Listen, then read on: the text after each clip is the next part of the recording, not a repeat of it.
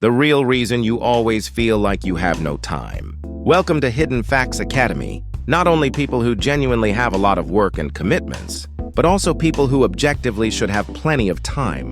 People all over the world, who nevertheless keep feeling like they have none. Research shows that more than half of people who feel like they don't have enough time actually have 1.8 or more hours of free time per day. In this video, we will explain the psychological and neuroscientific mechanisms behind why you always feel like you have no time. We will also share concrete approaches for recovering the feeling of having time without changing how much time you actually have.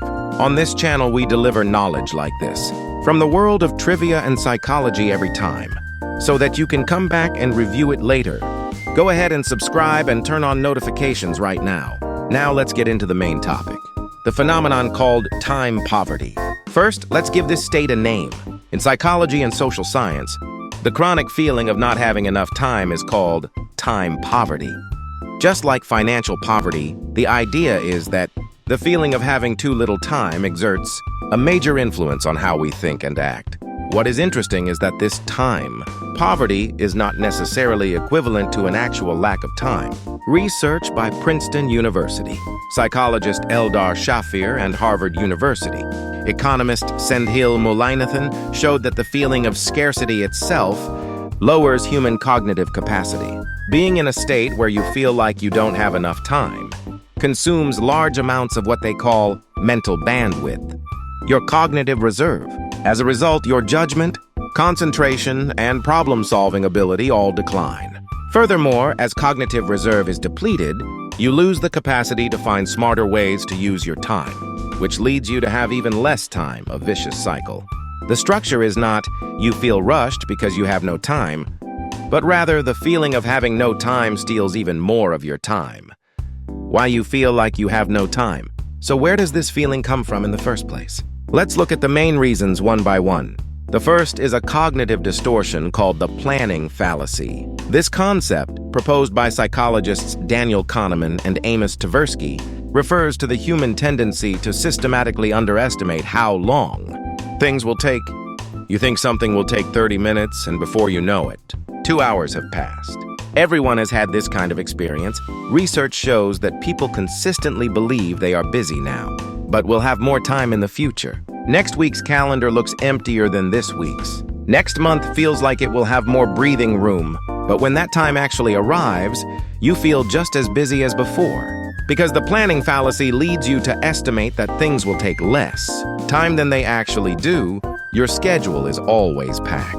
The things that didn't get done pile up, and the feeling of, I didn't manage to do it again, becomes chronic. The second is attention fragmentation.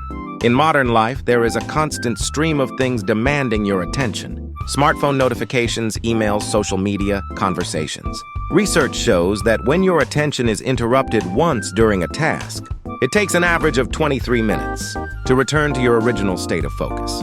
If you get pulled away by notifications 3 times during an hour of work, almost no time of genuine concentration remains.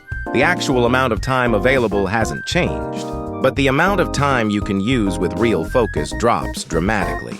This is one of the major causes of the feeling that you can't seem to have any time. When your attention is fragmented, your sense of what I did and how much I accomplished also becomes vague. Because there is no sense of fulfillment, the feeling of having actually used your time fades. This too intensifies the sense of time scarcity. The third is the proliferation of choices. Compared to the past, the number of things you can choose from today has increased enormously. How to communicate for work, how to gather information, what kind of entertainment to consume, what to buy. In every situation, you have to decide which one. According to the paradox of choice proposed by psychologist Barry Schwartz, the more options there are, the more energy and time decision-making consumes, and the lower your satisfaction tends to be. Even if the time spent on any single decision is small, when these accumulate throughout a day, a considerable amount of time and cognitive energy gets used up.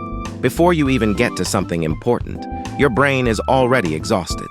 This connects to the feeling of, I should have had time, but I got nothing done. The fourth is busy signaling, the way busyness has become a status symbol. In modern society, there is a culture in which being busy functions as a signal that you are living a full life or that you are an important person. When someone asks, "How have you been?" the person who answers busy somehow sounds more fulfilled than the one who says pretty free lately. Research from Columbia University shows that in many societies, busyness functions as a symbol of social status. In a culture where being busy is seen positively, people unconsciously reinforce their own sense of "I am busy." Separate from how they are actually spending their time, feeling busy may itself have become a kind of identity. How the feeling of having no time affects the brain. When the feeling of not having enough time becomes chronic, it has concrete effects on the brain. In the research by Shafir and Mullainathan, people experiencing a sense of time scarcity showed a tendency for their IQ scores to be 13 to 14 points, lower than those who were not. A gap said to correspond to the difference between above average and average performance. When cognitive reserve is depleted, it becomes harder to make judgments from a long-term perspective. Even if you think "I'll make time for that later," you no longer have the spare capacity to actually plan for it. You end up chasing whatever seems urgent, unable to get to what is truly important. Furthermore, feeling time pressure makes the body more prone to releasing the stress hormone cortisol.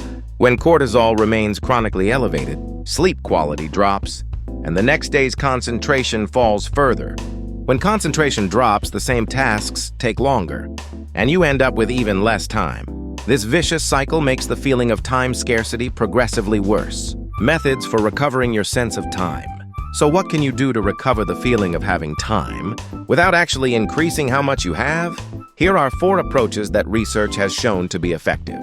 The first is to consciously correct your time estimates. The simplest countermeasure against the planning fallacy is to add a buffer of 1.5 to 2 times your estimated time for any task.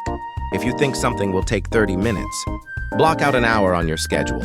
This alone reduces the gap between your plans and reality and lightens the chronic feeling of "I didn't finish again."